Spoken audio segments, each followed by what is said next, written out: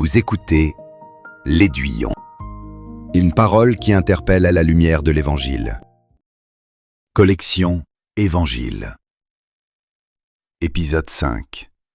Dieu vient nous chercher. Nous cherchons souvent la consolation dans un peu de courage, ou dans des paroles qui apaisent. L'Évangile raconte autre chose. La consolation chrétienne ne commence pas par notre démarche vers Dieu, mais par la sienne vers nous. Il prend toujours l'initiative. Il nous cherche lorsque nous nous égarons. Il nous relève lorsque nous tombons. Et il nous invite à déposer ce que nous ne pouvons plus porter seuls. Je suis perdu. Un berger a 100 brebis. Une seule s'égare, et c'est elle qu'il part chercher, laissant les 99 autres pour courir après celle qui s'est perdue. Pour le berger, aucune brebis n'est remplaçable. Voilà pourquoi il part. Ce que Jésus raconte ici n'est pas une leçon de morale, ne t'égare pas, mais une révélation sur Dieu.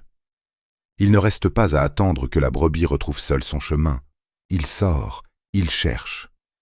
Et lorsqu'il la retrouve, ce n'est pas simplement une brebis de plus dans le troupeau, c'est une joie. Il la prend sur ses épaules et la ramène à la maison. Je suis coupable. On amène à Jésus une femme prise en flagrant délit d'adultère. La loi est claire, la foule est prête à jeter les pierres, et Jésus, penché vers le sol, écrit quelque chose que personne ne lira jamais, le temps que la colère retombe. Puis il se relève et dit une seule phrase qui désarme tout le monde.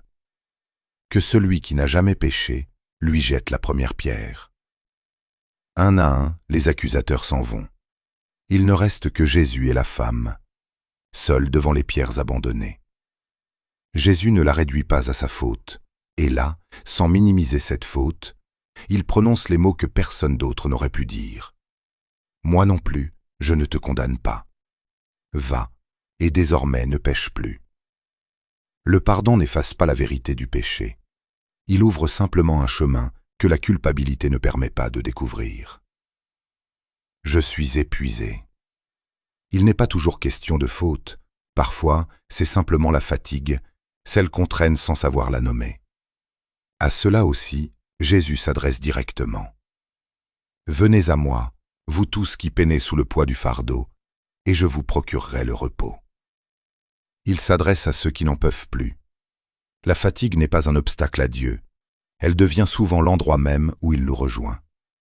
Il ne nous demande pas d'expliquer ce fardeau, ni de le justifier. Il demande seulement qu'on vienne. Le repos qu'il promet n'est pas l'absence de toute charge.